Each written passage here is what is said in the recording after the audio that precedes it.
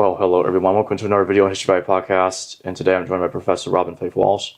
And today we'll be discussing a little bit about what she's presenting at SPL, but I'm also going to ask some questions about her book.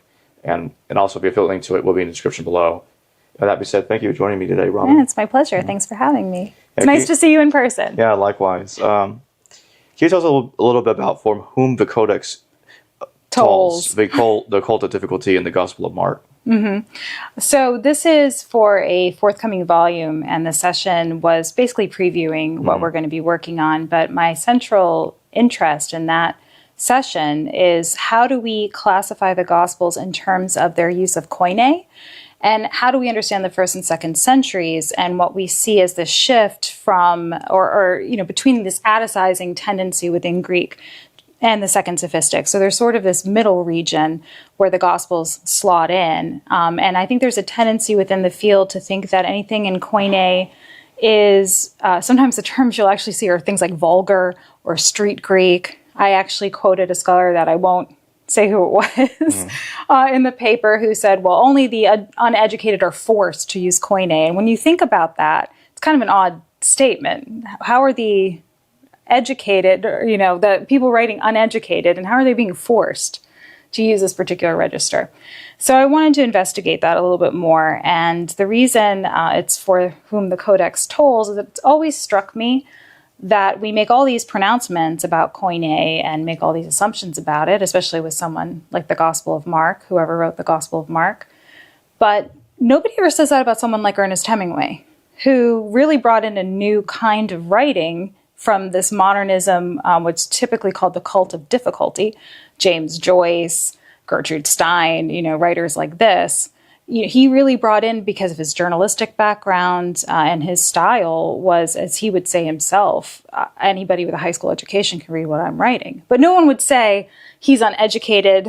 No one would say he's just writing street English, or that he's not engaged with the writing community around him, because he was part of Gertrude Stein's salon in Paris. He's very much part of this really elite group of writers, and one of the greatest writers, considered one of the greatest writers of the 20th century. So I was interested in doing that comparison. Now, a little bit of background is they asked me to do something creative for this. I was just going to sort of do almost like a phenomenological comparison. But my point was, let's talk about a writer who's closer to home with Hemingway, and then go back and reconsider how we talk about koine with the Gospel of Mark.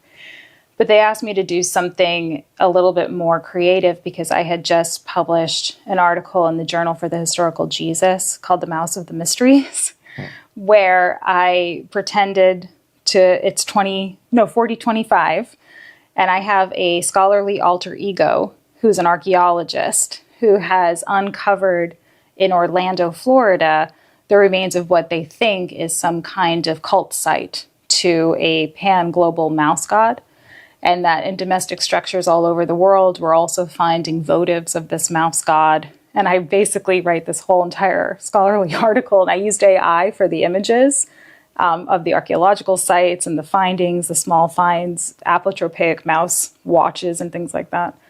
So I wrote a whole article in that persona, and it was really a pedagogical comment on mistakes we can make if we overread our evidence.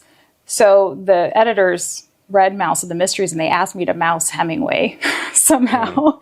So I spent a lot of time trying to figure out what I would do, and in the course of reading about koine, reading about shifts in literary tone, some people use the word register, in the period, that first, second century, I started reading Lucian's on how to write history. And some of his advice for how to write a good history or any other kind of writing sound a lot like the Gospels. It's a little strange. I mean, down to don't put your name on it. Direct sentences, have like a chain, just talk about events one after the other. Don't use too much flourish. If you're talking about a landscape, don't overdo it. Don't show off too much. Don't have long titles.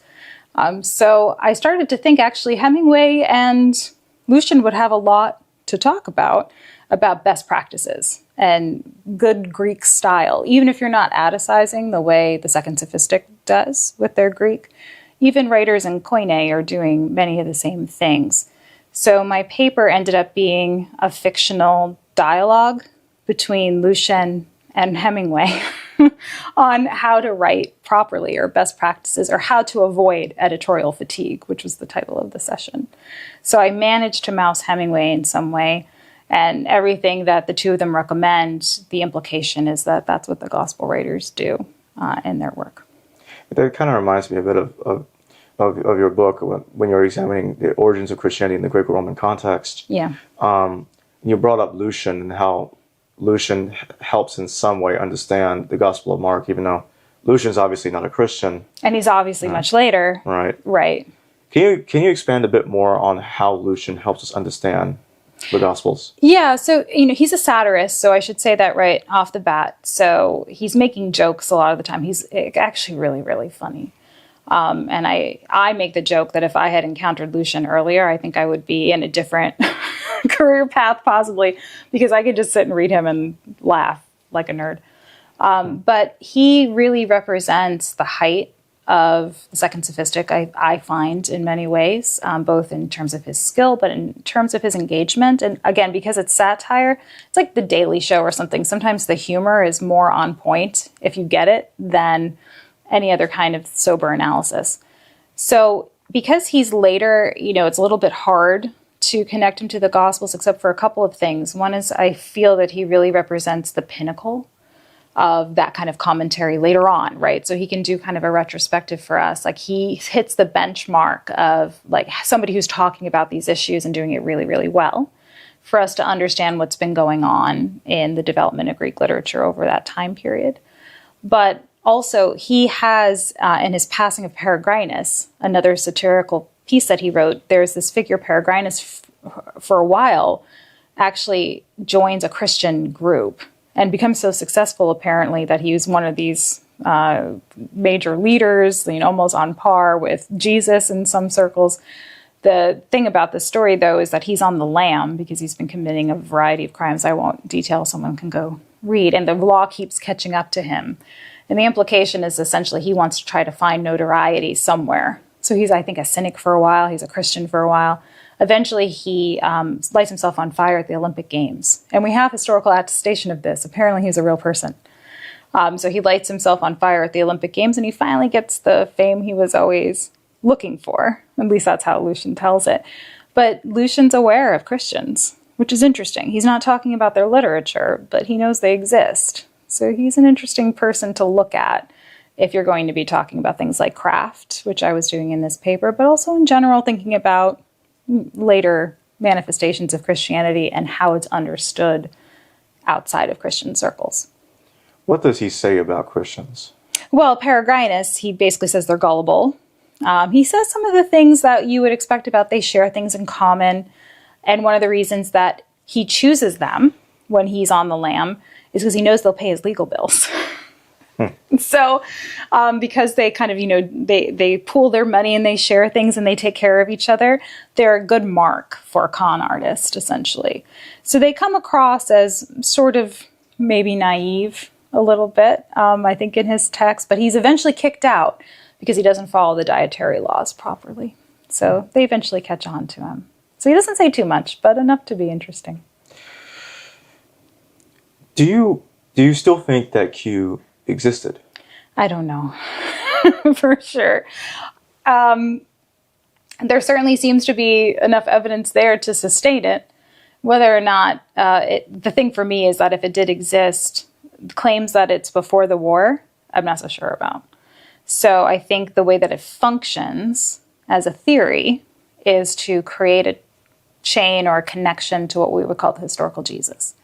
So you can have Q's bridge that gap between Jesus and his followers, or even Paul, who probably has nothing to do with it, but at least that era, all the way to when the Gospels are written, which we all know are post-70, right? And I mean, some people are pushing this into the 2nd century now, that the Gospels are actually 2nd century. So if you have Q as this hypothetical source, you have, and it's associated with oral tradition, right?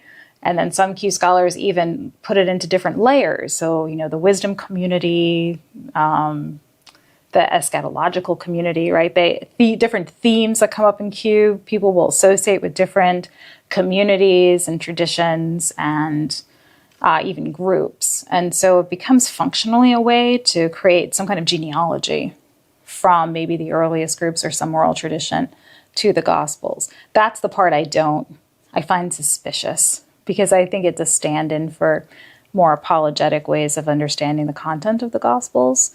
And I don't see a great reason that we have to date it so early. Because, I mean, imagine people are right, the Gospels are 2nd century. Why does Q have to be 50s, right? It could be post-war too, because it has, per the eschatological side, some indications it could be reflecting on the Jewish war as well. So if it existed, I would say it's later. And that would make sense of statements that it makes, like, something about your house is empty. Mm-hmm. Yeah. Or on sand. I think the temple's on sand or something. I think that passage is in there too. So, yeah, I think there's good reason to doubt or to question. Now, in the Q material, in the double tradition material, regardless if it existed as a separate document as Q at one point or not, do you see a bunch of things in there that fit within the Greco-Roman context, like that's inspired by Greco-Roman literature? Well, I mean, certainly a collection of sayings of a teacher. I mean, Pythagoras, right? There's nothing particularly unique about that. So to the extent that it reflects the kind of practice you see in other philosophical groups, absolutely, at least as far as we know. Does Matthew and Luke having birth stories, genealogies attributed to Jesus, do you also see parallels in Greco-Roman literature? You have that with a lot of major hero figures, and in biographies, that's fairly typical. There are some atypical things about the Gospels, and I won't give away that Dennis MacDonald's behind the camera, but he might have something to say about this too. I mean, it's a little peculiar, for instance, that we don't have a description of Jesus physically, right? Because there are some formulaic things you expect. Genealogies, birth narratives, some kind of, who was this person's teacher? You get that with Alexander, for example. I mean, we get down to how Alexander smelled. So there are some atypical aspects, but the genealogy, the birth narrative, yeah, that's pretty typical. I mean, the idea that the god sneaks in dressed as the husband or something along those lines, and that explains why the hero's the way he is. That's pretty usual. Which Greco-Roman mythological figures would you say remind you more of Jesus, or Greco-Roman characters in general? Alexander does a little bit, because even the way, say, Plutarch writes his life of Alexander, you have some of the wonder elements in it where he's exceptional, but also there's a little bit more of a focus on some of the mundane things about his life. And I think to some extent, you have a little bit of that with Jesus, right? You definitely have like the major aspects of Jesus's life, but he's mostly just walking around teaching and performing small acts, and depending on which gospel you're talking about. So I think that's one thing that stands out to me. And by the way, it's something Lucian recommends, that you don't focus on big events, that you focus on little things too. Could you name a few more characters that you think remind you of the way the Gospels portray Jesus? Socrates is another one, especially his death. Let me see, who else? Apollonius of Tyana would be another one. I think there's probably some touchstones with Pythagoras as well, and then Homer. Again, looking at Dennis over there. I think that especially when you think about the literary sources, but what would be influencing the gospel writers, I think all of that is, all that stands out to me. What were some of the major parallels that really got you going down the path of examining the Greco-Roman origins of the Gospels, like the Greco-Roman context? Oh, well, okay, so there's two ways to answer that. The first is to talk about structurally. Something that I was interested in was moving us away from always thinking about the Gospels as somehow Jewish literature. And obviously, in some respects, they are, right? I mean, they're citing the Septuagint, and it's obviously a major influence on the Gospels. But by focusing in that direction, I think sometimes scholarship errs on the side of what I would call exceptionalism. So it treats the Gospels as some kind of exceptional form of writing or a new kind of genre that came onto the scene that almost had no precedent anywhere. But by turning to Greco-Roman literature, so someone like Richard C. Miller or someone like Dennis MacDonald working on motifs, on tropes, on structure, narrative structure that you could see in the Gospels that mirrors what's going on elsewhere in the Greco-Roman world, that is key. And to remember that these Gospel writers have enough Greek that they were educated somewhere, sometime, in some capacity, what's traditionally called paideia. They learned off of these other writers. They're writing in Greek. They learned off of Homer. They learned off of philosophy. They learned off of other biographies that are around it, whenever you think they were authored.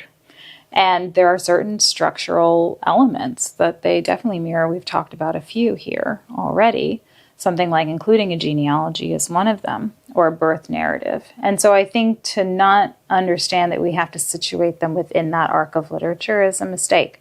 So, Empty Tomb was something that I talked about. I was struck in my book by how many things I saw in the Satyricon that also thematically appear in the Gospels, including 3 men crucified in an empty tomb and a funerary meal with Trimalchio, saying that he wanted, after his death, he hears a cock crow and he says, after my death, I want my friends to divide my body and eat it. I mean, you have all kinds, and those are all what are usually called Milesian tales. And so these were stories that were around before the 1st century in some form or another, being compiled essentially in the Satyricon. So those were things that stood out to me when I was working on this. When the Gospels are trying to reimagine the historical Jesus within the Greco-Roman context, is that to make Jesus compete, imitate, and be better than other Greco-Roman heroes? Probably. I have been thinking more about the social situation of the Gospel authors. Sometimes I worry that we overuse the concept of competition. I don't know if it's so much competition as this is just what you do. And so if you want to convey that Jesus is on par with some of these other figures, these are the kind of teachings. This is the kind of activity. Of course, his body would be missing afterwards. In a way, it's kind of showing his place within this panoply of wondrous characters. It's also playing into things people like in this period, from what we can tell in terms of literature, things like wonder stories. People love miracle stories. People love, in this period, paradoxography, which is this form of literature. We give it this title, but it's basically paradoxographers, scholars of this don't like this, but I'm gonna use this analogy. Ripley's Believe It or Not. So, or when I was growing up, in supermarkets, when you actually did have like magazines and newspapers at the end of the aisle, there was something called the News of the World. I loved the News of the World. And there was this serial story, this Bat Boy found in cave. I actually have a Bat Boy t-shirt. I loved Bat Boy. So you'd have they found this Bat Boy and they had some kind of like puppet they made that looked like a bat child. And they would like tell you like, oh, Bat Boy got out again. It was completely all made up. Like dinosaurs are real. Everything was made up in this magazine. And I don't know where it went. I mean, I think it just died like the rest of print. But this thing was fantastic. And it was entertainment. But it was also, like you didn't really believe there was a Bat Boy, but you're sort of like, you can go engage this fantasy world, right, where these things could be possible. And so paradoxography, it's too trite to say it was like News of the World or Ripley's Believe It or Not, but it was a way it's like almost a travel log. It was a way to find out about far off places you're never going to see, you can only imagine about, maybe you've only heard about randomly, but you hear about extraordinary things that can happen there, or extraordinary things that are going on in spaces you don't have access to. So they used to say things like, there's a centaur that was found in such and such a place. They embalmed it and brought it back to the emperor, and it's now in his storehouse. Like, you can never prove that, but it's interesting to think about, right?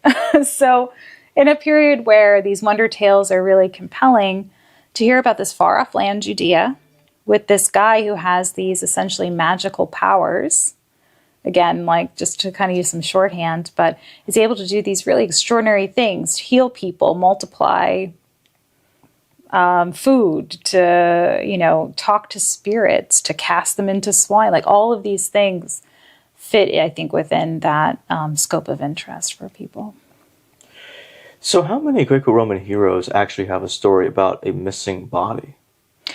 Well, Miller had some number, like 120 or something like that. I found even more when I was doing my research, in part because I also looked at the Greek novel, which I don't know that there's been enough comparison to the Greek novel, which arises roughly the same period that we ballpark the Gospels. And they're often written in Latin too, just so people know to call them the Greek novels is just kind of a shorthand. But they were essentially like proto-Shakespearean romantic novels. And they have things like empty tombs all the time. So I think I talked about, might have been Keraton was one, where it's a star-crossed lover story where, young boy and girl, their eyes meet, they fall in love. She dies under some kind of mysterious circumstances. She's put in a tomb. Her would-be boyfriend goes to the tomb when he hears that she's died to pay respect to her, and her body's missing from the tomb. Turns out pirates raided the tomb, stole all the jewels, and took her too. But he automatically thinks, oh, she's become a god. That's what happened. Which god stole my girlfriend to make her his girlfriend?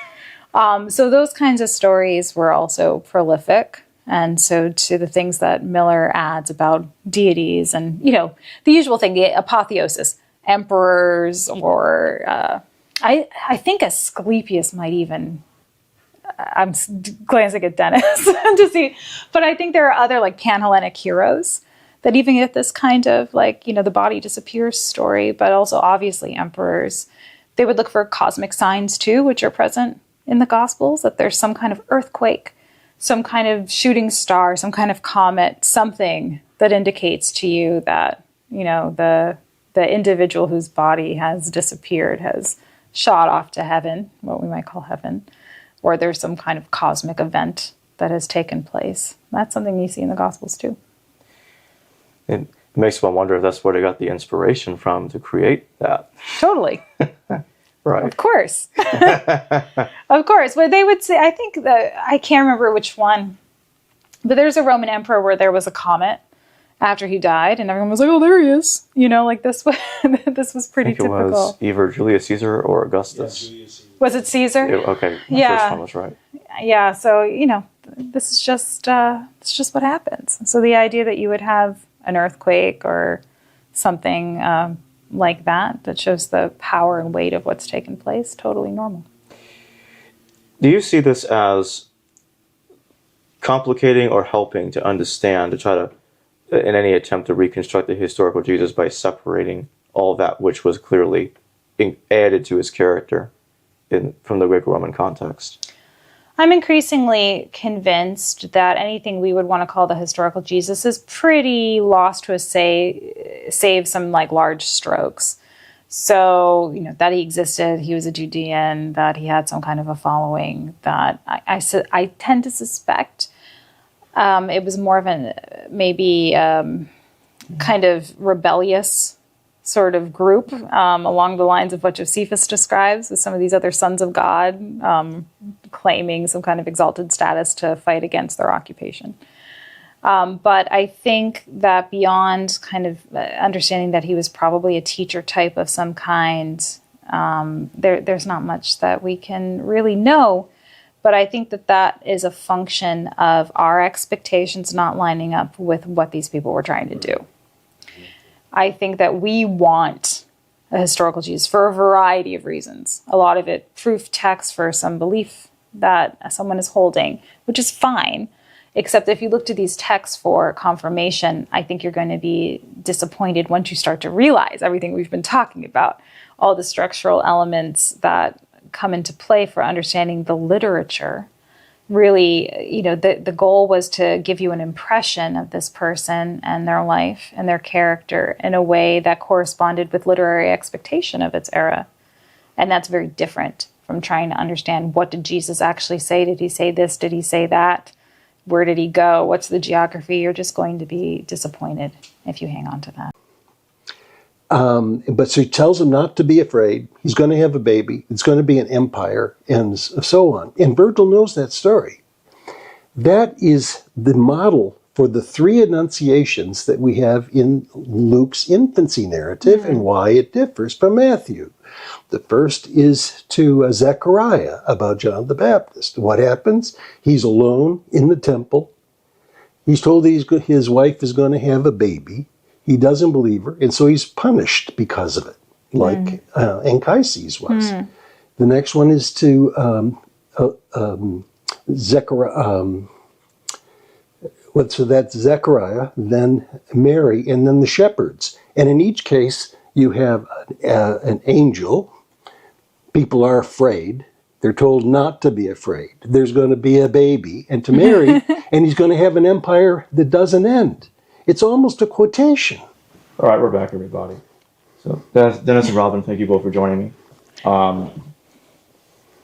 So Robyn, I'd like to ask you first, what do you think about Dennis's work on the Homeric influences upon the Gospels? I think it's perfect.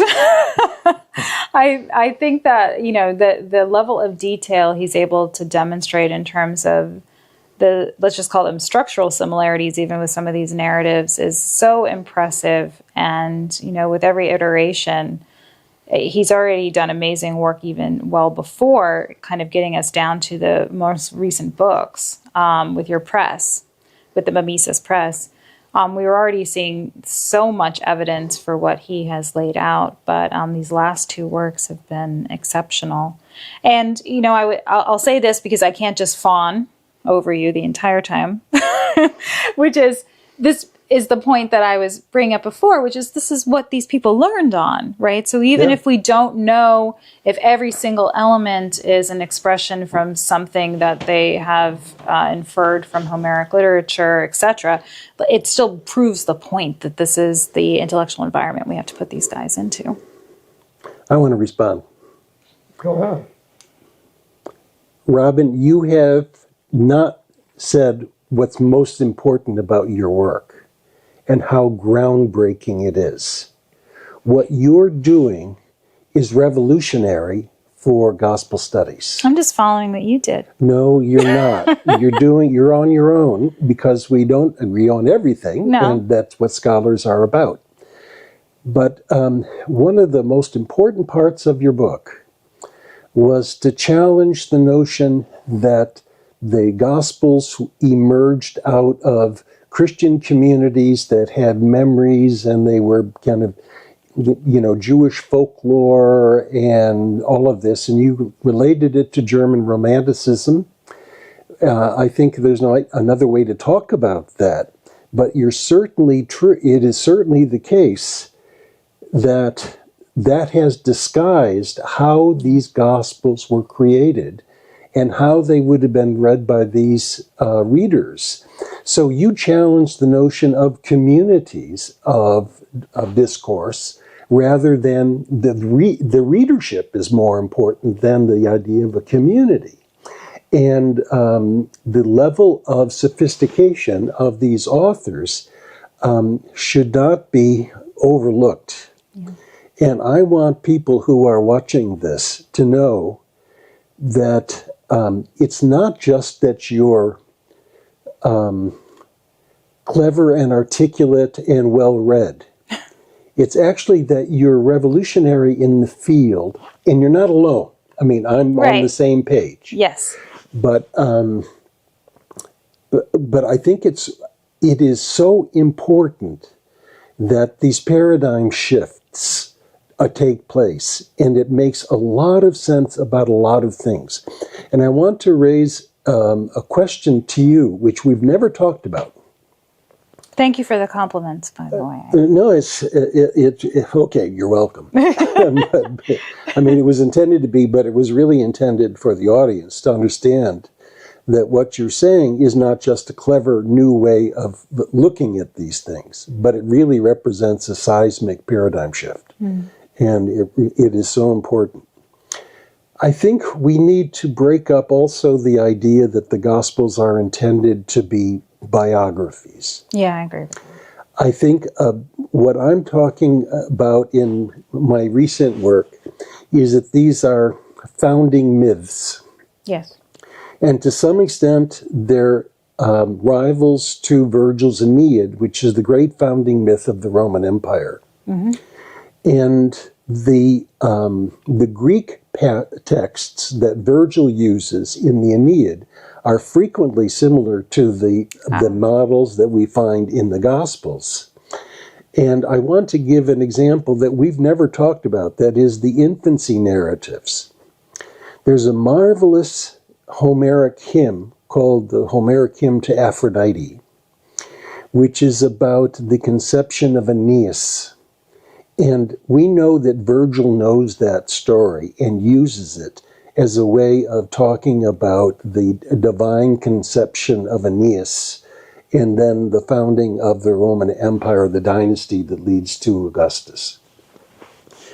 And I'm just going to give a very simple version of the story. Zeus talks Aphrodite, who's the love goddess, to lust after Anchises, the Trojan. And she disguises herself as a mortal. And Anchises sees how beautiful she is. And he says, "Oh, you must be a goddess." "Oh, no, no, no, my boy. I'm just a mortal. And you have nothing to fear." So they make love. And then she reveals her beauty. And he says, I'm in big dookie. And she says, "No, I'm going to bear you a son. And he and his children's children will rule forever. And if you tell people that you conceived by me, or that I conceived by you, I'm going to punish you." But so he tells him not to be afraid. He's going to have a baby. It's going to be an empire, and so on. And Virgil knows that story. That is the model for the three annunciations that we have in Luke's infancy narrative and why it differs from Matthew. The first is to Zechariah about John the Baptist. What happens? He's alone in the temple. He's told his wife is going to have a baby. He doesn't believe her, and so he's punished because of it, like Anchises was. The next one is to Zechariah. So that's Zechariah, then Mary, and then the shepherds. And in each case, you have an angel. People are afraid. They're told not to be afraid. There's going to be a baby, and to Mary, and he's going to have an empire that doesn't end. It's almost a quotation. And the reason that that's important is, I think Luke is making Jesus, and to some extent John the Baptist, rivals to the Aeneid. And that's why in Luke, when he has his genealogy, it goes all the way back to God. Right? And not to Abraham. Yeah. That's what happens in the Iliad. Interesting. Where the Anchises, so it's Aeneas, Anchises, and then you find it all the way back to Zeus. And his mother is Aphrodite, or Venus. And it's that kind of playfulness and that is missing in so much biblical scholarship. You don't see these models. And so I think, I guess my basic question to you, are the Gospels biographies, or are they founding myths that are competitive in the intellectual marketplace? So this is really important for the audience, that what we consider these genre classifications did not exist. That's right. In antiquity. So when we get obsessed, not you and me necessarily, but when we hear people get obsessed, it's a biography, it's a history, we have to remember that it's much more agile and dynamic. And so they are playing with a lot of different ideas. We talked about paradoxography a minute ago in my talk, one-on-one. But you're absolutely right. The foundational myth is absolutely part of what is going on here. Somebody that I think you must have known, we have the same mentors, interestingly, from Harvard, but Mimi Palmer Bonds. Sure, yeah. That very important book. Yeah, that Luke Acts as the legacy of Luke Acts. It's something like Legacy in Luke Acts. But she talks about this as well, and also talks about how it's not just Greco-Roman literature, actually. We have other examples within Judaism of similar kinds of activity going on. What's interesting, though, is exactly what you point out, which is how much I think Homer and Virgil are influencing the gospel writers. And they're doing that, as I've pointed out, maybe because of their educational background, or maybe just because this is where you go, right? And this is what the culture is doing. Yeah. Exactly, for the kind of gravity you want to achieve for this figure that you're trying to establish, this is where you go. And it's not just Luke, because you know that I have this piece that I just recently wrote about how I think Mark is reading Virgil. Oh, absolutely. I agree with you. Right. And I think Mark is a founding myth. Yeah, I think so too. And he doesn't have the same biographical elements of the birth narrative and all of that. But the way that wonder is constructed, Thelma is constructed in Mark, is exactly what you find in Virgil, and Virgil's reading Homer, right? So, but the way that certain characters in Virgil, there's a misrecognition of them, not just the kind of misrecognition in Homer, but that it instills some kind of wonderment to the point of being baffled, to the point of insanity. Right? Let me give you another example. Okay. The Aeneid ends with the death of Turnus, but the reader knows what's going to happen after that. Turnus was the last defender of the Italians when against the Trojans. Aeneas is going to marry Princess Lavinia. The Italians and Trojans are going to meld into a common core. Trojans will lose their identity, they'll become Romans, and so on. At the end of the Gospel of Mark, we have an ending that is weird. Jesus does not appear to his disciples and so on. But we do have foreshadowing in chapters 13 and 14 with the predictions, the so-called apocalypse and so on. It also is foreshadowing. So the reader knows what's going to happen afterwards. There's going to be a Jewish war, the people are going to suffer, Jesus is coming back and so on. So I think there are so many possible affinities. And this issue of foreshadowing, I think, is so important. We have foreshadowing also in the Iliad. The Iliad ends with the death of Hector and his burial. But the reader knows, because of foreshadowing, what's going to happen afterwards. Troy's going to fall, you're going to have the Trojan horse, and you're going to have the Achaeans leaving, and so on. So these larger patterns, and here's another piece that you didn't mention about your work that is so important. Biblical scholars have been too anal, in my view, sorry. It's just a Freudian term, it's part in understanding philology to be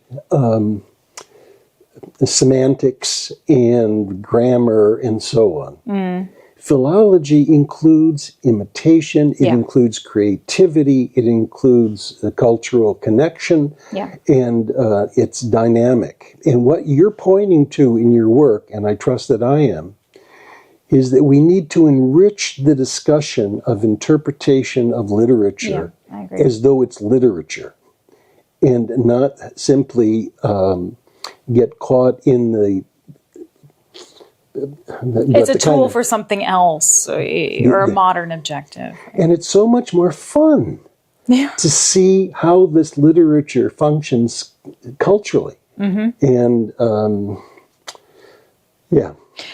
one other thing, too, that if we think about these materials as literature, to the point about genre a little bit, is we also tend to treat these things like they circulated as a whole in the form that we imagine them, and we analyze them and philologically too sometimes, as if this thing that we open up in the Nestle Aland is the thing that was out there, when we know that people sometimes would only have what we would call a chapter, right? A chapter or two, or some segment of something. So it wasn't like you were absorbing all of this material at once necessarily in the way that even the community reconstruction would presuppose, right? There's an entire cohesive narrative that's been memorized, or a set of, ideas or stories that go in a certain kind of progression, and we have to hold on to that progression. How many cities would have had 48 rules of Homeric epic? Right. Yeah. Right? Yeah. Or, what we find preserved sometimes, in the rare instances, there's something in a domestic structure, or even in a trash heap. It's a couple of pages of something, right? Not necessarily the whole thing. Because the truly, truly elite are purchasing what we would call books, codices, and collecting them at that level. And that's not everybody, right? But we do know that there are more people reading than perhaps we give credit for. The book itself is an important idea of showing somebody's elite membership and just societal expectations or cultural narratives. And some books are more popular than others, and they get shared. More than others. Yeah, exactly. So we have to have a much more flexible idea of this as literature for that reason, too. Yeah. Today we're discussing her contribution to the next quest for the historical Jesus, entitled City and Country. And so that's what we're going to be discussing today. That being said, thank you for joining me today, Robyn. Thanks for having me. I really appreciate it. My first question I'd like to ask is, when you wrote your contribution and you titled it City and Country, what did you want people to focus on regarding cities and countries? What's the point that you were jiving at?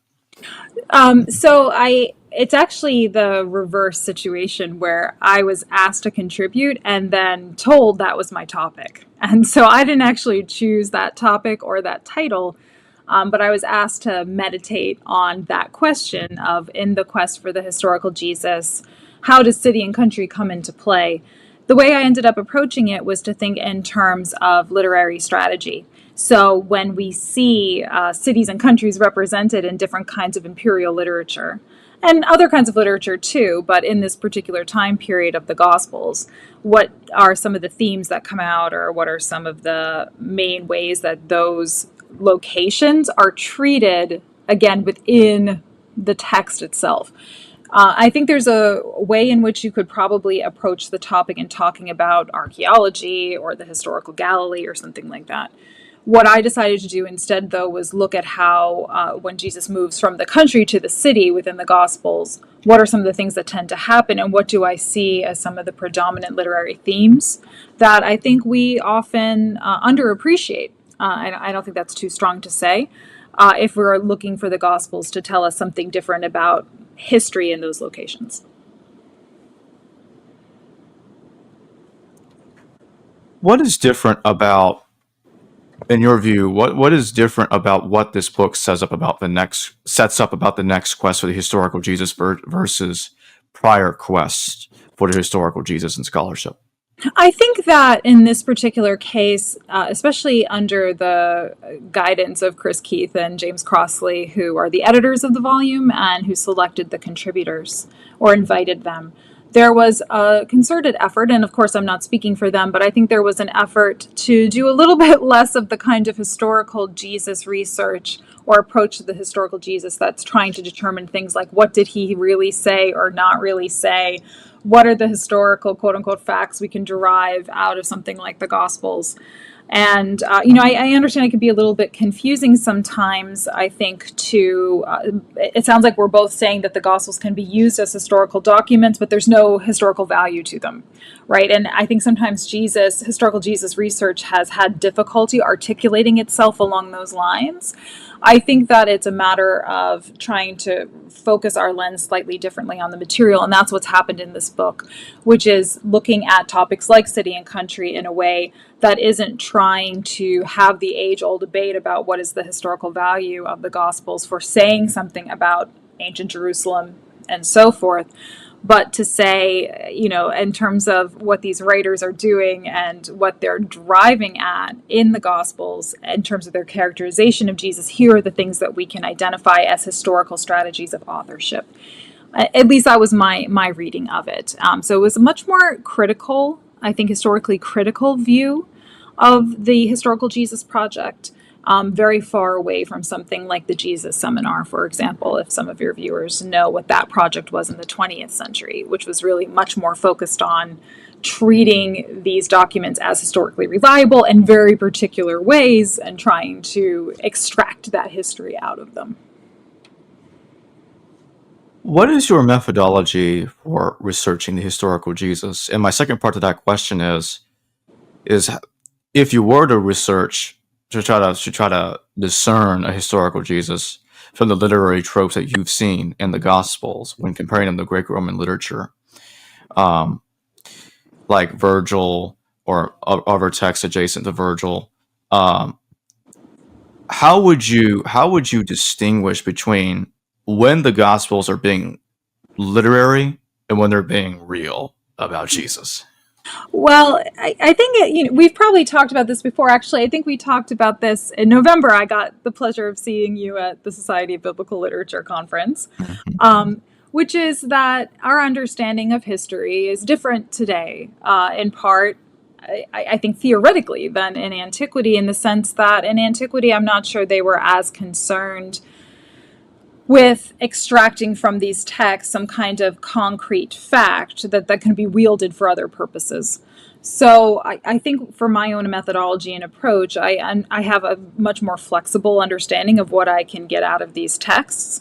And so when I do try to identify literary tropes, it's not so much. So for example, in this piece, in the chapter, I compare the way that Jesus is misunderstood or misrecognized or not recognized in the Gospel of Mark, which is usually characterized as the Messianic secret. I talk about that in terms of other heroes in the Homeric tradition and the Virgilian tradition, and within Greco-Roman literature, something like the novel, where heroes are often not recognized, or when the hero goes from the country to the city, usually something corrupting happens or something bad happens to the hero. So I'm thinking here about someone like Aesop or Socrates, right? Like usually the city is corrupting. When I see those themes in the text, what I'm interested in is really, I guess you could say, the historical author and what they want us to derive about their understanding of Jesus. So when they use those kinds of motifs, they're trying to tell us about a way to interpret the character that they're writing about, in this case, Jesus. Now, that's not to say Jesus isn't a historical person or, to go into that morass, because this is a kind of thing that writers do for all kinds of figures, historical figures, including people like the emperors, just for example. So that's what I'm trying to look at. So maybe that would be the shift we would say, is I'm looking at the historical author and what they want us to take out of the person they're talking about and why they're interested in us drawing those conclusions, more so than a contemporary historical idea of like, this is fact and this is fiction, and where is that line, and how do I extract that from the text? I'm not sure that's what the text is trying to do. What kind of complications do you see in any attempt to try to with the goal in any journey to try to reconstruct the historical Jesus? Given what you've said, that there's a lot of Greco-Roman influence on the Gospels, so the literary tropes are very similar. Is it even possible to actually meet the goals of a quest like this, in your view? Can it be done, or is it hopeless? So in this case, you're thinking like the traditional quest to be able to say concrete things about the historical Jesus. Is that what you mean? Like, can we do that?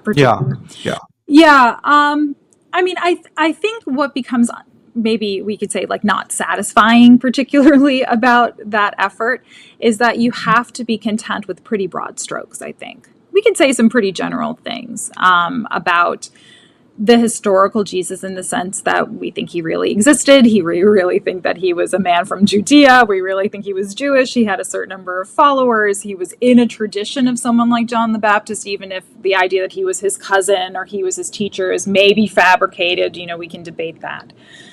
Those kinds of things. He went to Jerusalem. He was crucified, right? We can reconstruct some of those things. But they are, again, pretty broad. And then when you delve into the details, that's where you can start to have debates about, how much does this one aspect look like some kind of literary trope, or maybe it is historical, but it's been presented as a literary trope. And I think we just have to be flexible and open-minded about it. But it's not going to get you, I think, the really, fine grain and quote unquote reliable information. And I think that's how, a lot of different kinds of interpretations can emerge about that project. That it takes all kinds of different, there are different facets to how that project can be perceived. In part because, we have to be comfortable with ambiguity and just general information. So I don't think we can derive as much as people want, but I think we can say a few things. So now I want to ask you about Mark's Christology. What is his Christology?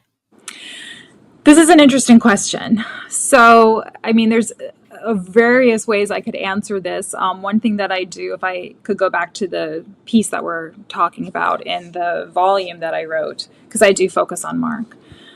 So one thing that I talk about there is that in terms of Mark's Christology, it has been very, I think, defined by the work of a scholar named Verda, who wrote a book in German that was then translated about what he generally calls the messianic secret. So this idea in Mark that people don't seem to recognize Jesus until a certain point of the text.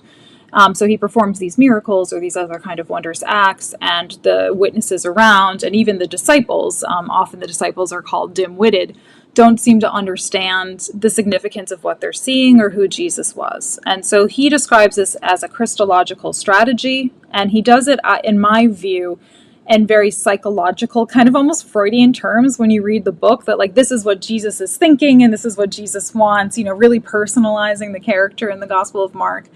But he defines this as a Christological perspective that sees Jesus as, some people will say, a reluctant Messiah, that he knows once he's revealed as who he is, he's going to be crucified, and he's trying to delay that. Or that kind of Christology would be like a low Christology, that he seems more human in the text. There's also debates about how to make sense of the fact that the baptism seems to be the thing that makes him God's son, and there isn't a genealogy in Mark, that kind of perspective. My take on this, and what I talk about in the chapter, is that the Messianic secret really doesn't get us at that literary strategy that I'm talking about. It seems to do so in the sense that it's describing something that happens in the text. But if you do look at something like the lack of recognition of who Jesus is, especially after he performs miracles throughout the Gospel of Mark, then it looks much more like something you would find in Homer when the hero goes home and no one knows who he is. And in my case, I argue that it looks very much like Virgil, where there are subversive figures who, someone like Camilla, who will come into a town, and the language, even though in Latin, it has the exact same kind of resonance as you have in the Gospel of Mark. In Mark, the Greek word is thauma, which means something akin to wonder or amazement, sometimes even confusion or bewilderment.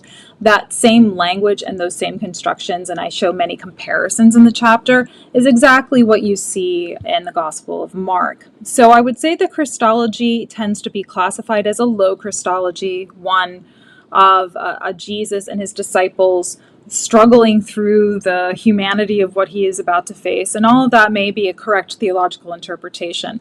On the literary register, however, it's a very, very common trope, I would say, or a common strategy or structure to have this kind of wonder language surrounding a hero who's not being properly acknowledged, or who is so unique that it's very confusing for the eyewitnesses, and in a way, then the eyewitnesses, and in this case the disciples as well in Mark, become avatars for the reader. Especially if you're being introduced to Jesus for the first time, you're going to also be mesmerized, confused, maybe even doubtful about the kind of miracles that are being described and the activities being described. And so that as a literary strategy leads you as a reader also on a process of recognition. And so I wouldn't really describe that as Christology, but for those who like that kind of term, I think that's what's going on in terms of Verda's interpretation. So who exactly is Phlegon? And can you give us a couple of examples of where Phlegon has strong parallels with the Gospel of Mark?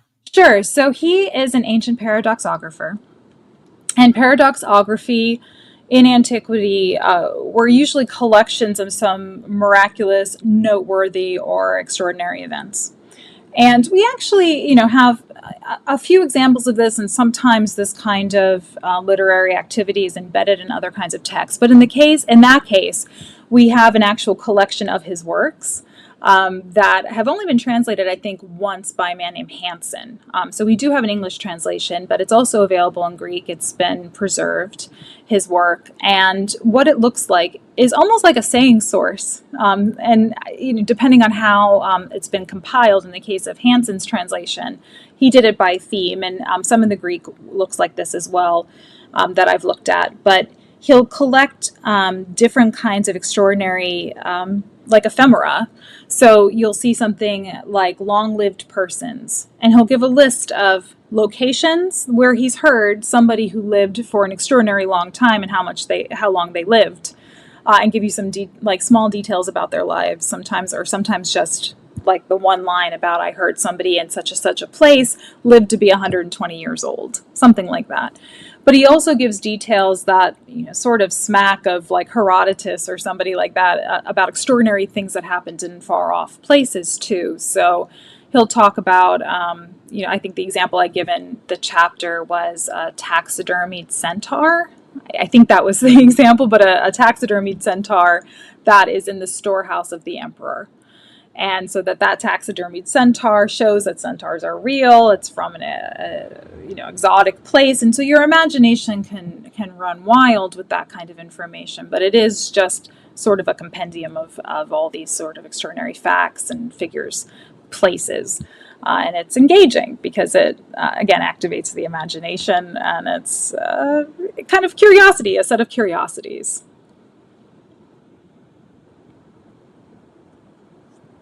How is Jesus presented as a literary fama in the Gospels? Well, in Mark, he will come into a particular place and say perform a healing, or other kind of extraordinary activity. And what Mark says is that the people around him are bewildered.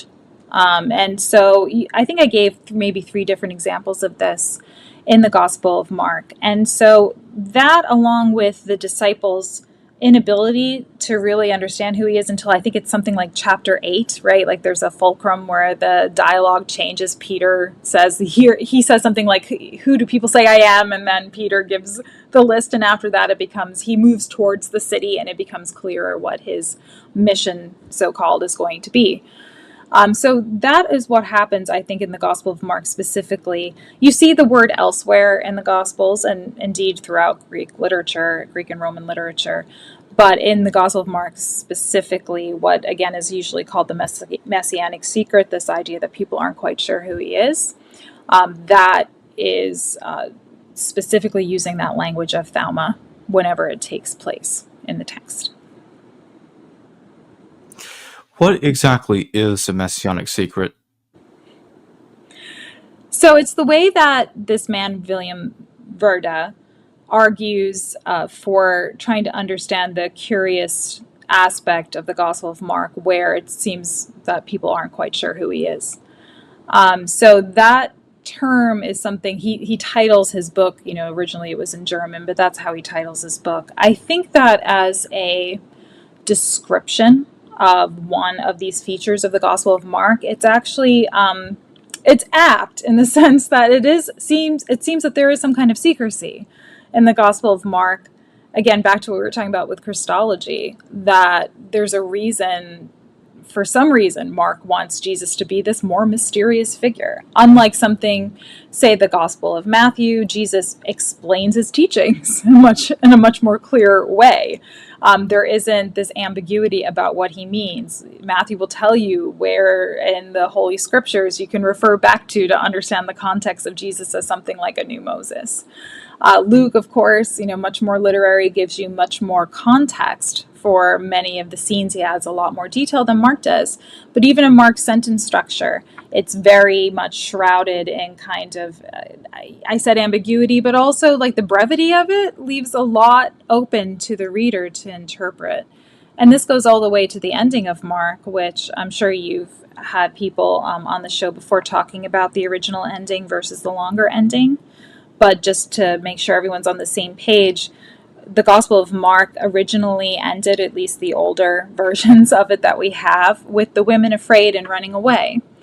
And so that as an ending continues the theme throughout Mark of a sense of secrecy, or at least not this lack of clarity of Jesus, who he was, the significance of what's happening. People just seem sort of confused. And as an ending for the women to run away, confused, and say nothing to anyone, that's a terrible ending if you're trying to explain how Christianity eventually, makes it out into the empire and everyone finds out about Jesus. So at some point, someone added a longer ending of Mark with the appearances and so forth, right? And it was kind of an answer to that larger schema of mystery in the text. So that's generally what people mean by it. But again, it's a description, but I don't know that it's one that fully attends to where you see that kind of thematic inflection or strategy in other texts like Virgil. Can you tell us about Francois Bowen's suggestion that Luke has an affinity for dates? That's really funny. I mean, he's the one, Luke, who is trying to ground, at least, at certain points in his gospel. I think this is what you mean. Like Quirinius, right, as governor of Syria. Like he tries to throw in those details throughout. Is that what you're referring to? Yes. Yeah. So affinity for dates is a charming way to put it. We might have talked. Francois was one of my professors, so we were quite close. I actually helped him with his Luke books, a few of them. Like those were my first publications. And so I think he does, affinity is a nice way, I think, and I don't want to speak again for Francois, but a nice way of saying that Luke tries to put in those kinds of details for sure and ground the text in a way, say Mark doesn't, right? The problem, of course, is that a lot of the dates don't seem quite right, but that is a nice illustration of what we've been talking about in terms of how much can you extract from these texts about history, about a concrete history. Just because Luke might be a little confused about when Quirinius was governor doesn't mean he's not kind of correct about something, right? Like he's ballparking it, and if you have a flexible mindset and you're not trying to hold him to task too firmly, he's giving you some interesting information that sounds reasonable and credible enough. So I think that's the affinity there. To, as a reader, you feel a little more secure. So now I want to shift back to Mark. How does Mark, can you talk about Mark's portrayal of Jesus as a wonder worker? Yeah, I mean, he's an interesting wonder worker in the text. And I mean, this maybe not what you are thinking of, but one thing that always stands out to me is I'm one of the scholars who's fairly persuaded by the idea that probably Mark, whoever he was aware of the letters of Paul at some point.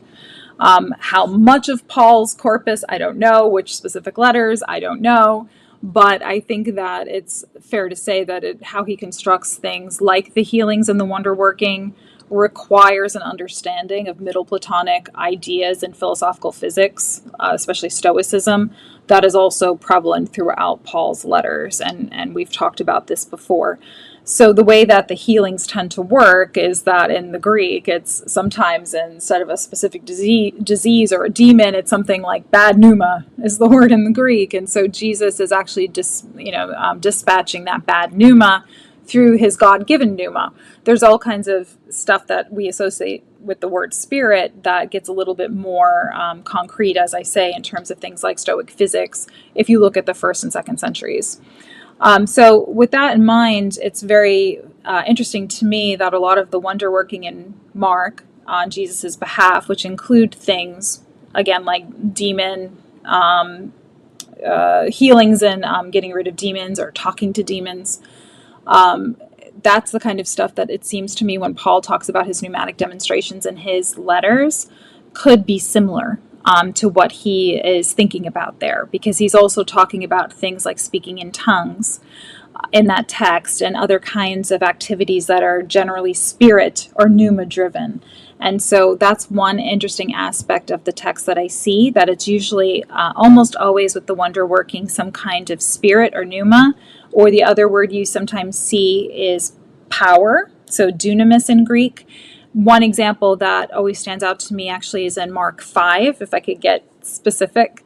So the hemorrhaging woman, if you look at the text, it's very interesting. The woman touches Jesus's garment and a power shoots out of him almost passively because of her pistis, her faith. So she has sufficient faith so that when she grabs the cloak, power emanates out of Jesus. And you always get the sense that, it's behind him, that he's passed by, and then she grabs onto him. And then she gets kind of this jolt is sort of how I imagine it, because she has that precondition of faith to receive power from Jesus.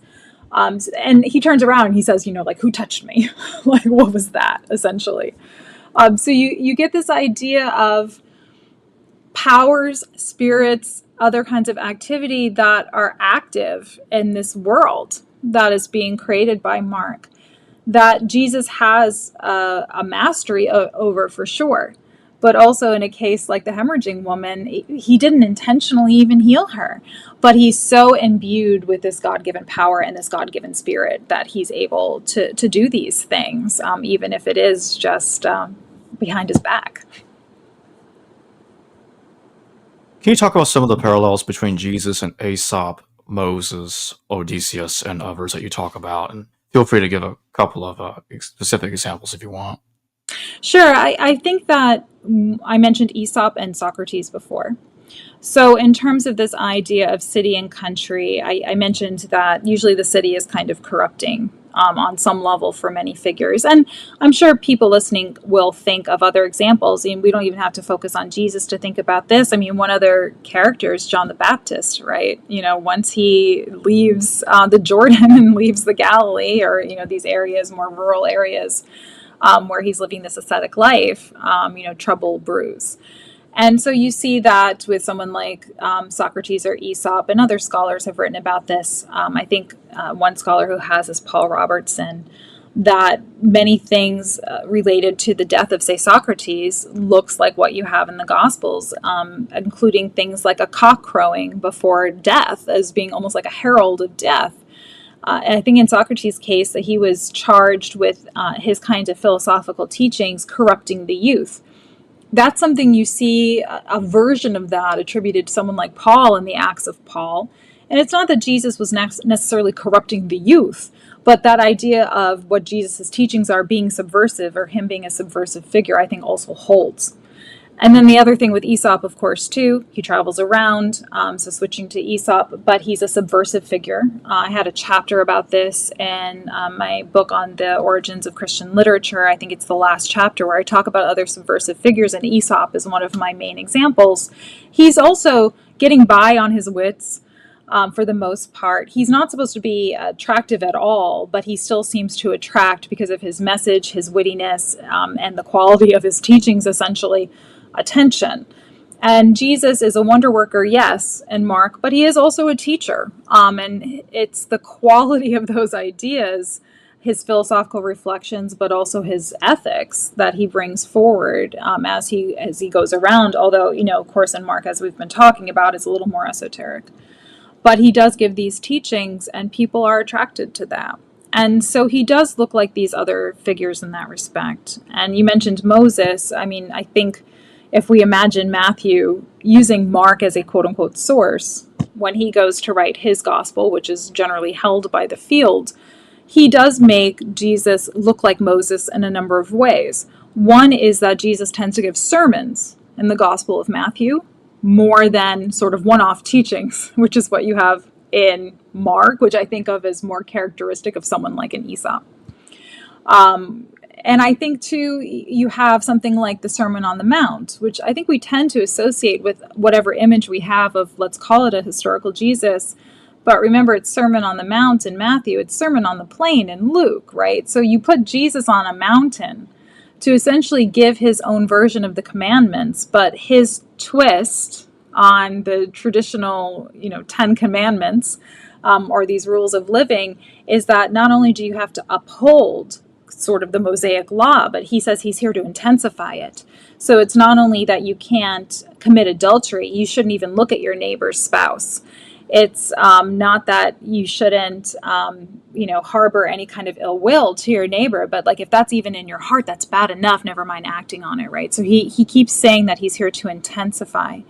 So he gives, in the end, I think 5 sermons in Matthew, so 5 books of Moses. He intensifies the law on a mountain, just the way Moses did with the 10 Commandments. So those kinds of echoes are there to tell you about an interpretation the author has of the kind of Jesus he wants to put forward.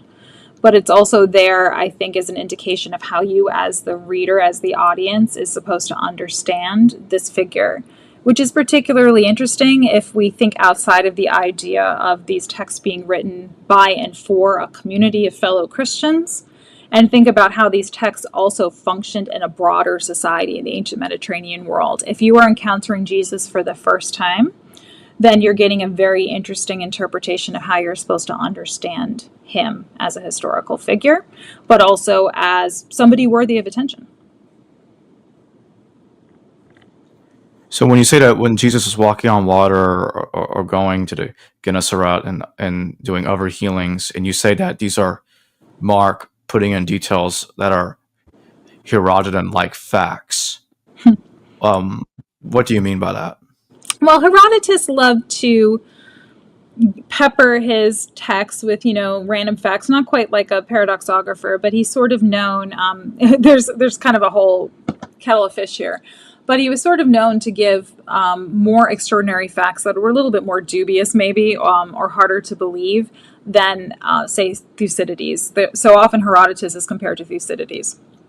A great scholar who's written on this is Suzanne Marchand, who just had an article come out about Thucydides and Herodotus, and she points out there that Thucydides is associated often with like a sober kind of history writing that's very serious, that tries to give you an accurate account without too much fluff or too many extraordinary kind of dubious events, versus Herodotus, who was eventually, by the Victorian era, actually turned into children's books. So that's the kind of quality of history we're talking about, at least how it was interpreted by the Victorian era, because there would be more extraordinary tales. I think he opens up with a tale about somebody who rode a dolphin hundreds of miles across the ocean, that kind of thing.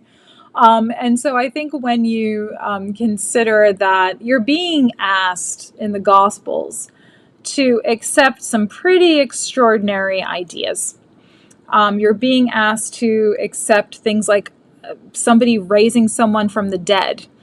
Obviously, these are things that if at first blush you're not accustomed to this kind of storytelling, or you're not already sort of initiated into understanding the significance of Jesus in human history and so forth, that's going to be a bit of a challenge and kind of on par with some of the extraordinary things that Herodotus tells you.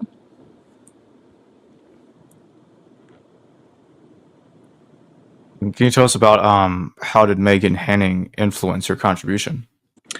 Oh, that's a great question. By the way, I see my lights flickering. There's a thunderstorm outside, so if you lose me, I apologize ahead of time. Oh, no problem. She has done extraordinary work in the realms of things like disability studies. But as well in this particular volume, I believe she did something on books as objects. And I saw that as an interesting corollary to something that I was trying to drive at, which is the way that something like the Gospel of Mark and the idea of the book itself can be a location for thinking through the significance of the kind of themes that I think the whole volume is dealing with. So I've really appreciated her work in that realm. But I've appreciated her work even more broadly outside of this volume on disability studies. And also she had a recent book on constructions of hell that was very challenging, but really, I think, revolutionary. And so I encourage everybody to check out her work. It's truly excellent. And she's a great contributor to this volume as well. So my final question, what conclusion did you put forth that you want people to pay attention to when looking at the Gospels and trying to find any historical kernel truth, but also looking at the complexity of the complications, that is, of the fact that the Gospels are filled with Greco-Roman literary tropes? Well, I would say if I could indulge in a two-prong answer to that, one would be to not be content with our traditional ways of classifying the Gospels in terms of something like, say, the Messianic secret, but also thinking purely in terms of something like a Christology.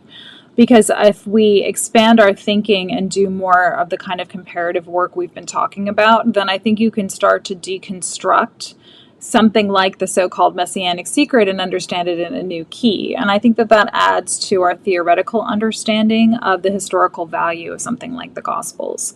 I would hope that one thing that comes out of this volume as a whole is the benefit of a self-reflection. And I think that the field is doing a self-reflection through this volume and through the efforts of someone like Chris Keith and James Crossley to really understand how do we change traditional ways of approaching these materials to have new approaches, new methods, and new conversations. And we've been talking again today just because of my personal academic interests and how you can reimagine literature and the Gospels as literature. And that is one, not particularly new per se, but one way that I think that we can try to have, again, new conversations that aren't rooted purely in seeing these as quote unquote religious texts or seeing these only through a lens of religious practice, but also trying to reincorporate the Gospels into this larger panoply of ancient Mediterranean literature where they belong, because it's at the deficit of both fields like classics and religious studies to not always keep that into account or take that into account when we're evaluating the Gospels, because there are ways that we can just be too myopic or look too much at the theological significance and not the literary significance of these works. Well, thank you for joining me today, Robyn. It's always a pleasure. Thanks for having me. Hello, viewers. Thanks for watching this video from the History Valley YouTube channel. Please don't forget to subscribe and hit the notification bell. And if any of you wish to further support this channel, please consider checking out this channel's Patreon page and becoming a patron, and or donate through PayPal or through Super Chat during the live stream. Thank you.